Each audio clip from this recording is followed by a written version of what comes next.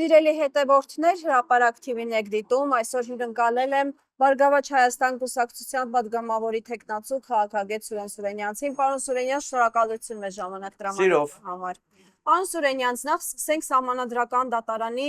վերջնական որոշման հրապարակումից 193, եթե չեմ սխալվում, էջանոց մի որոշում էր, վերջնական որոշումը, այսպես բարձրագոչենչով,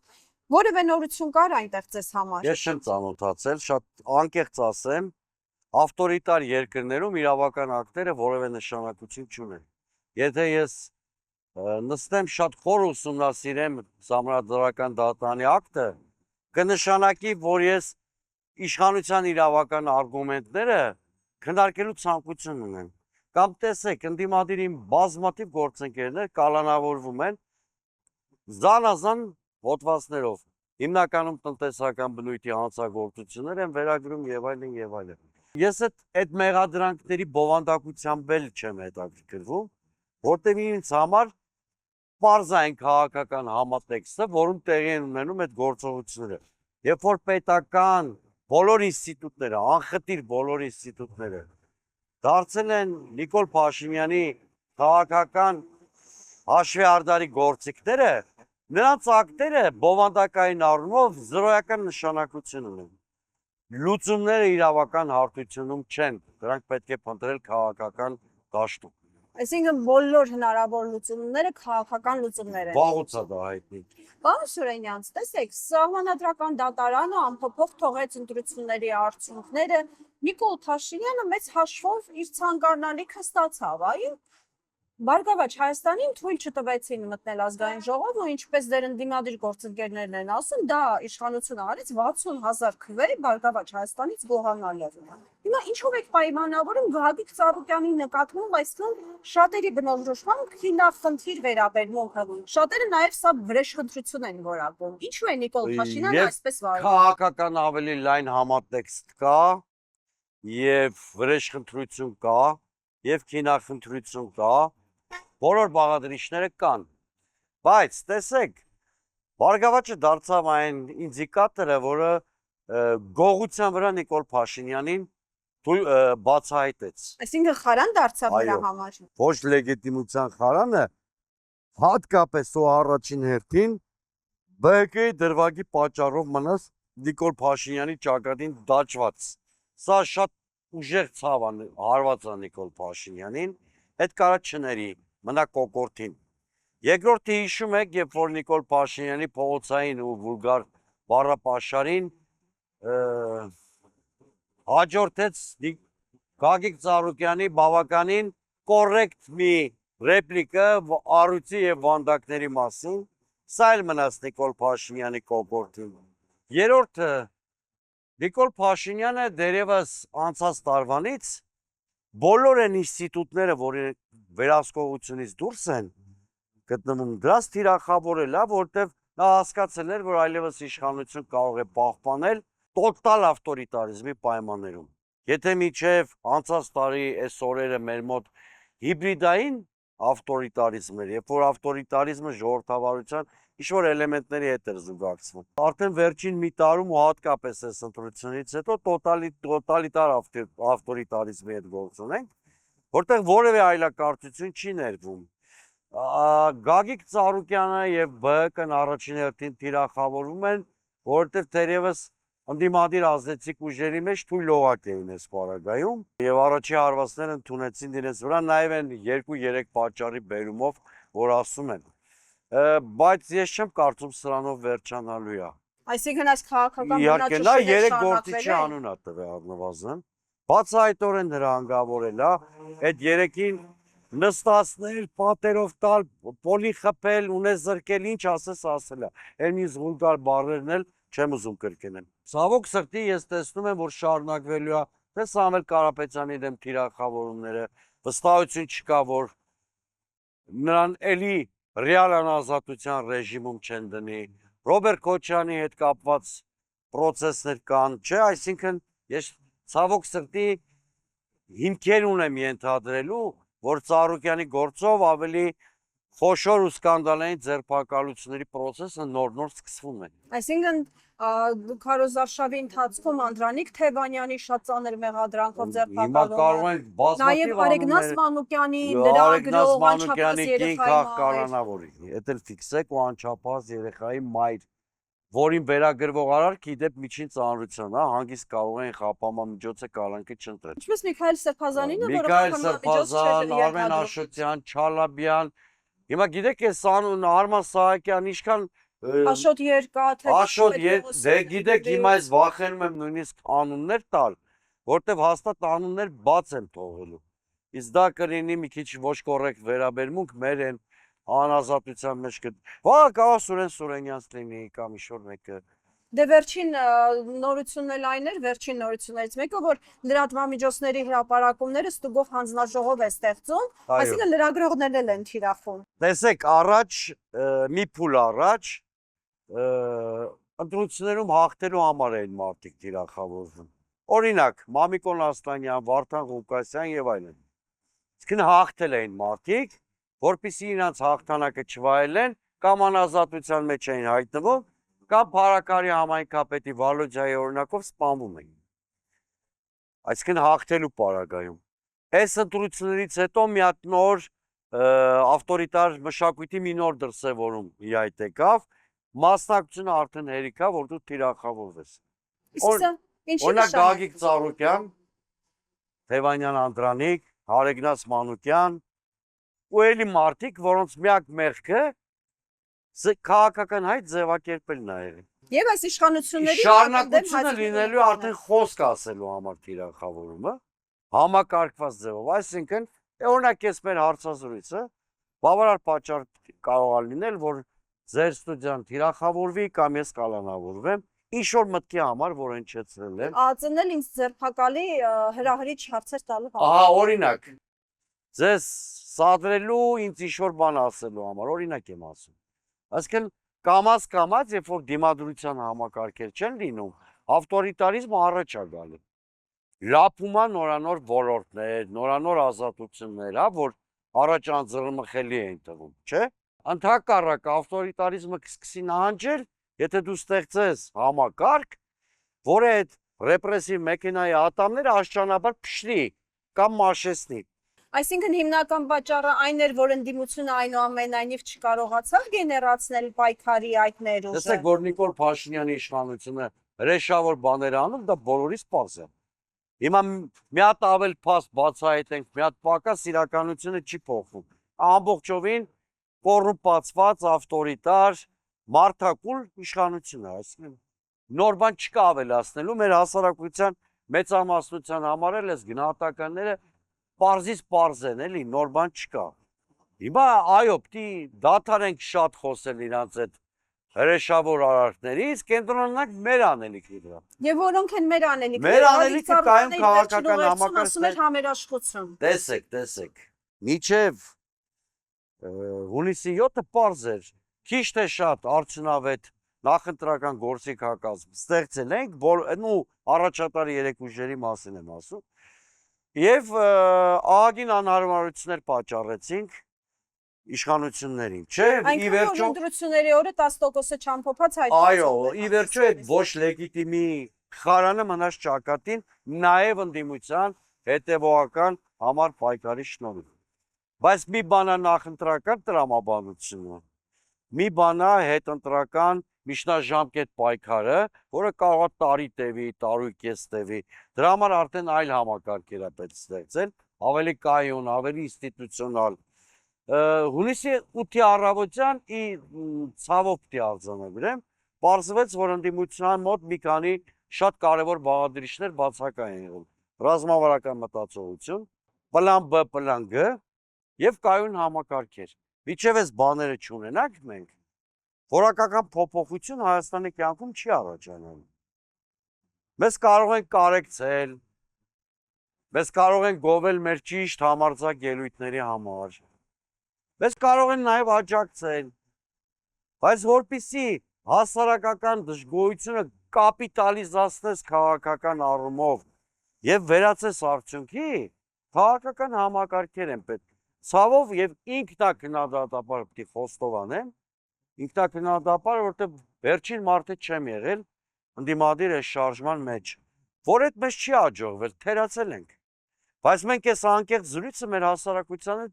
պիտի ունենանք, որ հասարակության մոտ հանկարծ տպավորություն չստեղծվի, որ ինչպես իշխանությունն է իր բազմաթիվ այլանդակություններ ու ձախողումներ մանիպուլացնելով քողարկում, այնպես էլ մենք ենք մեր ձախողումները քողարկում։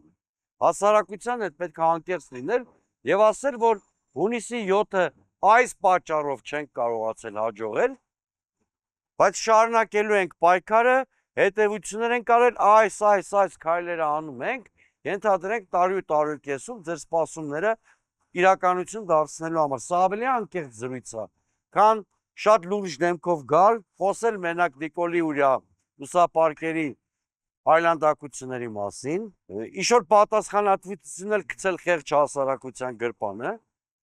որ գիտակից ընտրություն չարեց, չհասկացավ եւ այլն, ու հրաժարվել խոսել սեփական բացթողումներից։ Ես քաղաքական գործի այդ տեսակը չեմ։ Այս դեպքում ինքնակնադատություն ընդունեք ասած։ Պարոն Սուրենյան, բայց այդ ժամանակը կա, որովհետև Նիկոլ Փաշինյանը բավականին արագ է գործում։ Իրավապահ համակարգն շատ արագ արձագանքում է նրա հրապարակային հրահանգներին ու ելույթներին։ Կհասցնի Գիտեք, եթե ժամանակին շատ արդյունավետ քաղաքական պայքար ունենայինք, Արցախ չենք գործունի եւ բազմաթիվ բաներ։ Անշրջելիության բազմաթիվ կետեր են թողել հետևում, հա? Բայց ավելի լավ է ուշացած, քան երբեք, որովհետեւ մի քիչ էլ եթե հապաղենք, արդեն գոյաբանական հանրապետությունը կկորցնենք։ Այդ ժամանակ իսկապես քաղաքական կուսակցությունների արդյունավետ գործունեության անհրաժեշտություն չի լինի, որտեվ եթե գաղթական դառնանք, գաղթականության կյանքը կազմակերպելու ամենալավ գործիքը կուսակցությունները չեն։ Ինքնակազմակերպման այլ ձևեր կան։ Աստված մի արասը, եթե հավաքականորեն Թբիլիսիի Հավլաբար թաղամասում հայտնվենք, այնտեղ կուսակցություն ստեղծել իսկապես էլ պետք չի, ոչ էլ մեզ թույլ կտան։ Դրա համար հիմա ոչ թե եղած կորուստները պիտի հիշենք եւ ասենք այ չեն կարել դրա համար այս ստեղծված իրավիճակում նոր լուծումներ։ Իհարկե ավելի լավ է, ճիշտ է, ամեն ուշացած պահ հնարավորություն, ամեն ձախողված ընտրական ցիկլ ավելի է բարդացնում իմ որպես քաղաքական գործիչ, ամբողջ ընդդիմության որպես հավաքականություն գործը, որովհետև ավելի հեշտ էր 3 իշոր բան անել, քան այսօր կամ վաղը։ Բայց եթե այսօր կամ վաղը չանենք, հետո այդ աղետի ուխտը չոքելու է բոլորիս դրանը եւ այլևս անելիքն է անիմաստողն։ Մենք ունենք պատմություն, այդ պատմությունը թերթում ենք, բայց ցավոք սրտի անհաղորդ ենք մնում այդ պատմության դասին, որտեղ մեզ թվում է դե անցածում տեղի ունեցած բանը։ Մինչդեռ եթե մենք մի քիչ աչալուրջ եւ հետեւողական լինենք, պատմությունը միայն կարդալու եւ ինչ-որ թվեր անգիր անելու համար։ Այլ դասերը հասկանալու, վերլուծելու։ Դասերը վերլուծել է պետք, դասերը ժամանակի հետ տեղայնացնել է պետք, նոր իրողություններ կան, նոր աշխարհում ես ապրում։ Եվ ես կարծում եմ երբեք ինչ-որ բան անելու համար ուժ չի։ Պարոն Սուրենյան, դուք նշեցիք առյուծի հանգամանքը, որ այդ պատասխանը Նիկոլ Փաշինյանը չի մարսել։ Առյուծի մահը նաև սիմվոլիկ առումով դրա հետ եք կապում, թե այնուամենայնիվ դա անփութության հետևանքեր ավելի շատ։ Դա բարբարոսություն էր, աբեկչական ակտ, եթե կարելի է կենդանիների հետ հանդեպ տենց։ Կենդանիների նկատմամբ դաժան վերաբերել։ Ով ասեց, որ այդ կենդանում անհրաժեշտություն կար տեղափոխելու։ իր կոմֆորտ վայրից տեղափոխելու մեկ։ Երկրորդը վստահ չեմ, որ ընթացակարգերը պատշաճ կատարվել են այդ սրսկումը եւ այլն եւ այլն։ Երրորդը, երբ որ այդ տեքստը կարդացի, այդ կենդանաբանական այգու հաղորդագրությունը, որ կենդանին ինչ-որ հիվանդություն է ունեցել, խնդիր է ունեցել։ Այո, այդ կենդանու վախճանի մասին ինձ շատ հիշեցրեց այս ապաշնոր մարդակուլ իշխանության ստանդարտ տեքստերը, որով ամեն օր ազդարարում էին կովիդի մահվան դեպքերի մասին։ Էլի նույն ձևի տեքստեր էր, ոչ մի էմոցիա։ Տարիքով ա եղել, մարդկանց մասին են նույն ձևի արտահայտվում կենդանի, տարիքով ա եղել, ուղեկցող հիվանդություններ ա ունեցել։ այս խեղճ առույցի պատմությունը շատ նման էր տեքստը դրան։ Բայց գիտեք, այստեղ սիմվոլիզմ էլ կա։ Երբեմն կենթանին մարդուց ավելի արժանապատիվ է լինում եւ իրեն պարտադրված օտար միջավայրում ապրել չի ուզում։ Այս դեպքը շատ նման էր դրան։ Շատ հետաքրքիր խորիմաստ թեմա շոշափեցիք պարոն Սուրենյան, այ հետաքրքիր է Գագիկ Ծառուկյանի ձերբակալությունից հետո ինչ զանգեր եք հետաքրքիր ստացել կամ մարդկանց կողմից աջակցության խոսքեր, որ երբևիցե չէիք սպասի կամ ակնկալի, որ նման բան Ուրեմն հազարավոր ուրացումներ եմ տեսել։ Ուրացումներ։ Ուրացումներ։ Ես մոտավորապես 15-20 տարի պարոն Ծառուկյանի հետ ունեմ հարաբերություններ։ Եթե նույնիսկ քաղաքական չեն եղել, անձնական հարաբերություններ։ Եվ տեսել եմ քանի մարդու հարցը լուծել պարոն Ծառուկյանը։ Նաև խոսքեր գնում չեմպիոնների, սպորտսմենների մասին, որոնց մշտապես աջակցել են։ Այդ մարդկանց լուր ուրացումն ու դավաճանությունը տեսա։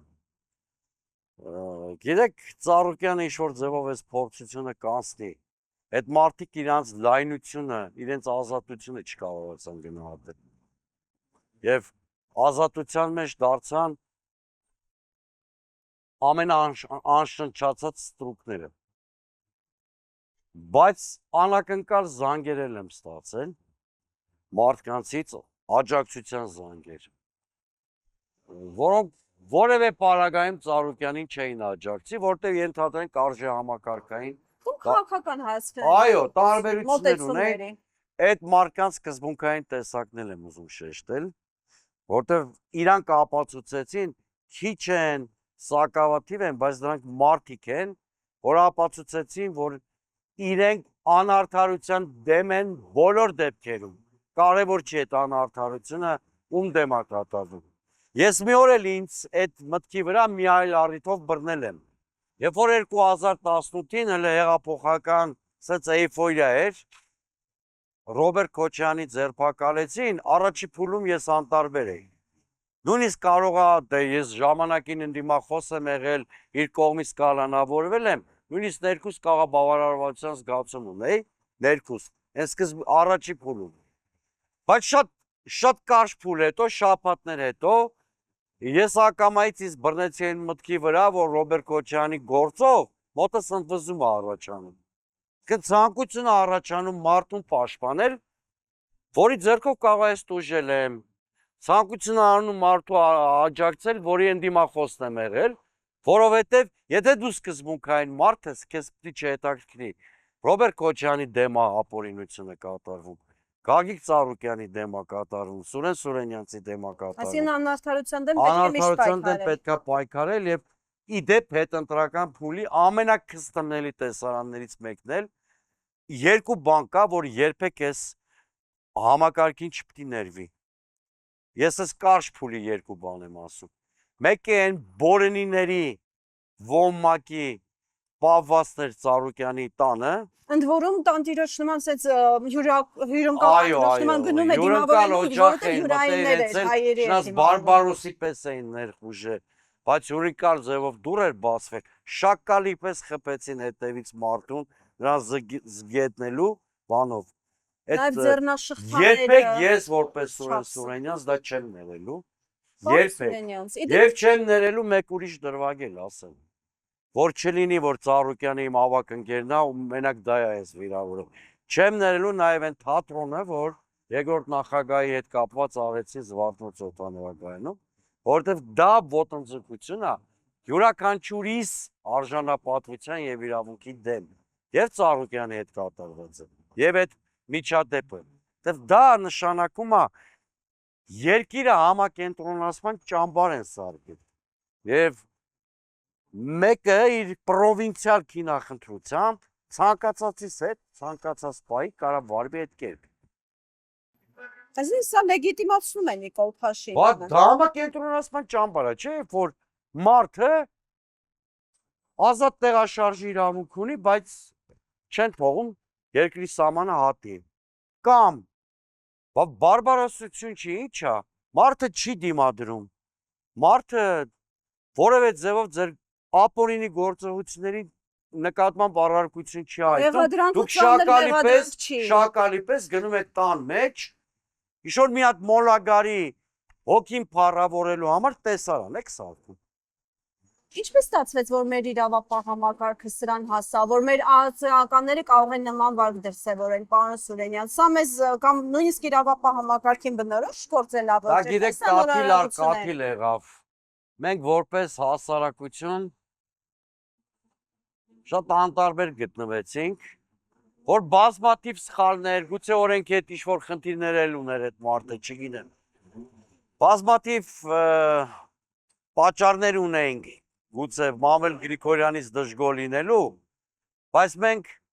օտարի անտարբերությամբ հետևեցինք,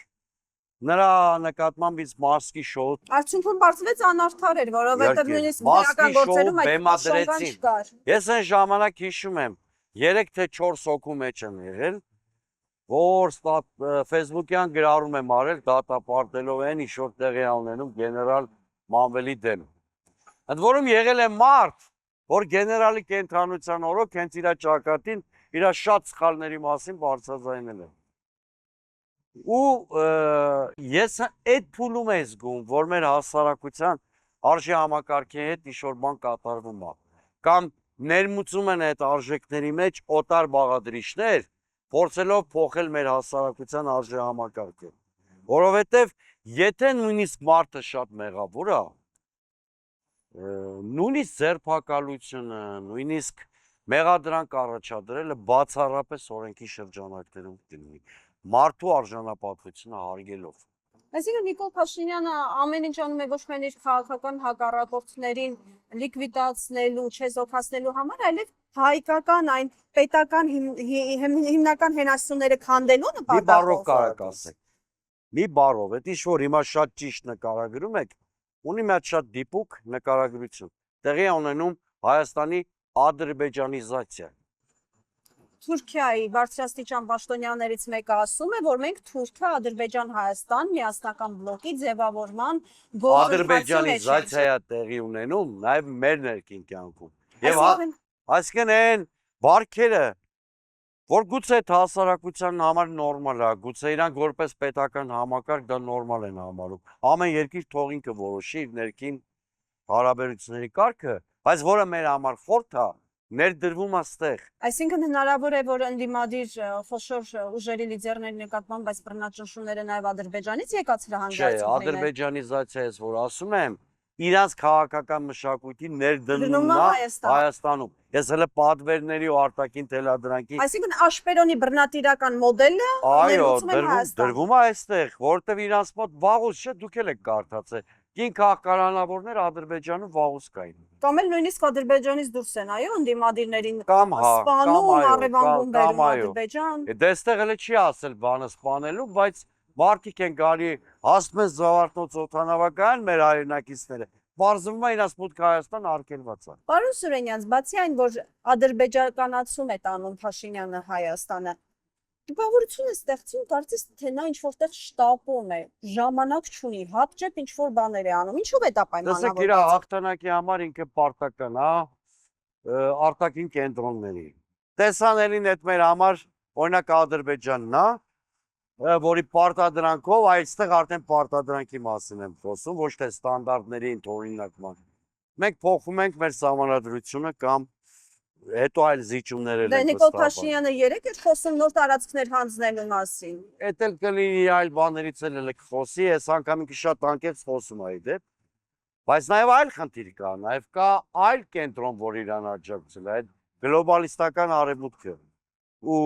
իրանք էլ Նիկոլ Փաշինյանին անդարդ հակառուսական քայլեր են տրտում։ Մյուս կողմից Փաշինյանը հասկանում է, որ եթե ռուսների հետ հարաբերությունները ինչ-որ համակարգ չձևավորի, առաջացած խնդիրները սոցիալական կոլապս կարող են առաջացնել, ինչը սպառնա իր իշխանությանը եւ ցայտնոտի մեջ է հայտնվել։ Դրա համար գնաց Միշուստին են հանդիպել։ Ինչից էլ ձեր մոտ առաջացել է նրա շտապելու այդ դրա քայլերի մեջ շտապողականություն եք տեսել, ամեն ինչը դրա հետևանք է ուզում եմ ասել։ Պարոն Սուրենյան, դուք խոսեցիք արևմուտքի մասին, այ հետաքրքիր է։ Միջազգային կառույցներից ձեզ հետ կապ հաստատել են, կամ միգուցե մեր երկրում հավատարմագրված արևմտյան տարբեր երկրների դեսպաններ, կամ միգուցե դուք եք դիմել։ Ինչ եք մտածում։ Ես էլ գործընկերներս էլ աշխատանք տանում ենք միջազգային գործընկերների հետ, ամեն մեկս մեր ունեցած կապերով։ Գիտեք, ընկալում կա, այն ինչ մեր միջազգային գործընկերները մեզանից լսում են։ Արագ օպերատիվ արձագանք կլինի, թե չէ, այդ հարցին շատ անկեղծ կպատասխանեմ։ Եթե ես սկսեմ իմ տան աղբը մաքրել, հարևանները գուցե ձեռք գցեն, իրանք էլ ինչ-որ բանով օգնեն ինձ։ Այսինքն ինիցիատիվան ներսից պիտի լինի։ Մինչև մեր հասարակությունը քաղաքական դասը դիմադրության օրինակներ ցույց չտան, արտաքին որևէ լուրջ աջակցության մի սպասել։ Իսկ ընդդիմության ներսում այդ միավորվելու, ինչ որ գործնական քայլերի անցնելու պատրաստակամությունը կամ կոնկրետ քայլերը տեսնում եք։ Բանակցություններ, բազմաշերտ քննարկումներ կա։ Հույս կա Բայց եթե ինչ-որ բան լիներ, որ արդեն հայտարարելու լիներ, անշուշտ դուք տեղեկացված կլինեք, առայժմ շատ դանդաղ եւ ոչ բավարար տեմպով են այդ process-ները տեղի ունենում։ Սա նյարդերի պատերազմ է, պարոն Սուրենյանց, թե այնուամենայնիվ վաղուց ենք անցել։ Քաղաքական մտքի ճգնաժամ։ Բայց հաղթահարելի։ Դուրս կգանք այս ճգնաժամից։ Վստահաբար հա։ Եթե ես ինքնաճանաչում եմ որպես ընդդիմադիր գործիչ, նաև իմ սխալները, նշանակում է բուժվելու ցանկություն ունեմ, որտեղ հիվանդը միջև չի ճանաչում իր հիվանդությունը, բուժվելու մասին մոռացեք։ Պարոն Սուրենյան, շնորհակալ եմ Ես եմ հետաքրքիր շնորհակալ։ զրույցի համար։ Հարգելի հեռուստադիտողներ, այսօրվա համար այսքանը կհանդիպենք